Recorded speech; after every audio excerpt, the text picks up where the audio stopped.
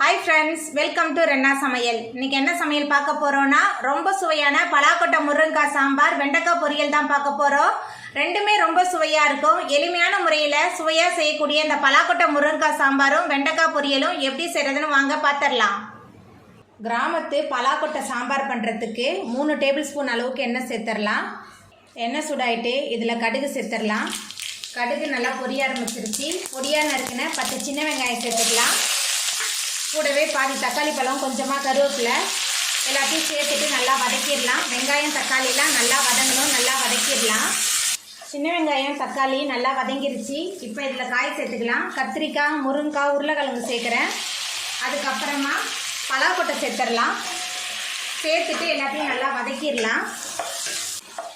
பலாப்பழம் சாப்பிட்ட பிறகு அந்த கொட்டையை தூக்கி வீசாமல் வெறும் கடாயில் நல்லா வருத்தமாக தோல் உரிக்க வந்துடும். அதை சாம்பார், புளிக்குழம்பு, கூட்டுன்னு எது செஞ்சாலும் ரொம்ப சுவையாக இருக்கும். சும்மா வறுத்து கூட சாப்பிட்லாம். பலாக்கொட்டை அவ்வளோ டேஸ்ட்டாக இருக்கும். இப்போ எல்லாத்தையும் சேர்த்துட்டு நல்லா வதக்கிடலாம்.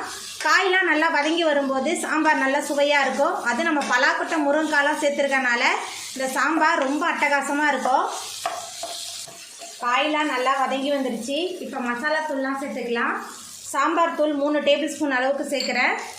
மஞ்சத்தூள் 1 ஸ்பூன், உப்பு சேர்த்துக்கலாம். சேர்த்துட்டு 1 நிமிஷத்துக்கு நல்லா வதக்கிடலாம். மசாலா காயெலாம் சேர்ந்து நல்லா கலந்து வதங்கணும், நல்லா வதக்கிடலாம்.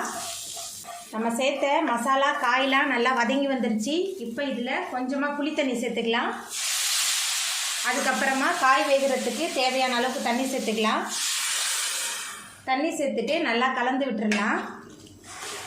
தண்ணி சேர்த்துட்டு நல்லா கலந்து விட்டாச்சு. காயெலாம் நல்லா வெந்து வரட்டும். சாம்பாருக்கு காயெலாம் நல்லா வெந்து வந்துருச்சு. இப்போ இதில் பெருங்காயத்தூள் சேர்த்துக்கலாம். அதுக்கப்புறமா நம்ம குழைவாக வேக வச்ச தோரம்பருப்பு சேர்த்துக்கலாம். தோரம்பருப்பு சேர்த்துட்டு நல்லா கலந்து விட்டுடலாம். தோரம்பருப்பு சேர்த்துட்டு நல்லா கலந்தாச்சு. எல்லாமே சேர்ந்து நல்லா கொதித்து வரட்டும். பருப்பு சேர்த்து சாம்பார் நல்லா கொதிக்க ஆரம்பிச்சிருச்சு. இப்போ இதில் மேலால் கொஞ்சமாக கொத்தமல்லி தழை தூவிடலாம். கொத்தமல்லி தழை தூவிட்டு நம்ம அடுப்பு ஆஃப் பண்ணிடலாம். நம்மளோட சுவையான பலாக்கொட்டை முருங்கைக்காய் சாம்பார் சூப்பராக ரெடி ஆகிட்டு. வெண்டைக்காய் பொரியல் பண்ணுறதுக்கு எண்ணெய் சேர்த்துடலாம். 3 டேபிள் ஸ்பூன் அளவுக்கு எண்ணெய் சேர்க்குறேன். எண்ணெய் கொஞ்சம் தாராளமாக இருந்தால் தான் நல்ல சுவையாக இருக்கும். எண்ணெய் சூடாயிட்டு இதில் 1 ஸ்பூன் அளவுக்கு கடுகு சேர்த்துடலாம். கொஞ்சமாக உளுத்தம்பருப்பு, 1 ஸ்பூன் சீரகம். கடுகு, சீரகம், உளுத்தம்பருப்பு எல்லாமே நல்லா பொரிய ஆரம்பிச்சிருச்சு. பொடியாக நறுக்கின ஒரு பெரிய வெங்காயம் சேர்த்துக்கலாம். கொஞ்சமாக கருவேப்பிலை, 2 சேர்த்துட்டு நல்லா வதக்கிடலாம்.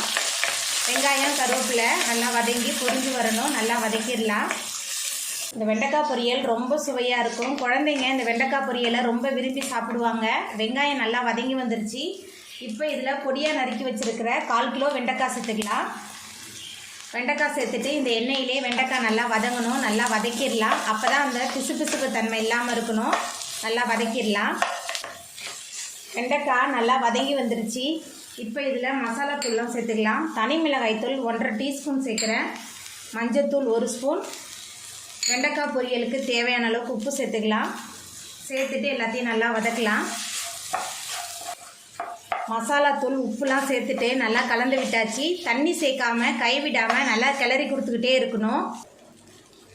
வெண்டைக்காய் நல்லா வதங்கி வெந்து வந்துருச்சு. இப்போ நம்ம அடுப்பு ஆஃப் பண்ணிடலாம். நம்மளோட சுவையான வெண்டைக்காய் பொரியல் சூப்பராக ரெடி ஆகிட்டு.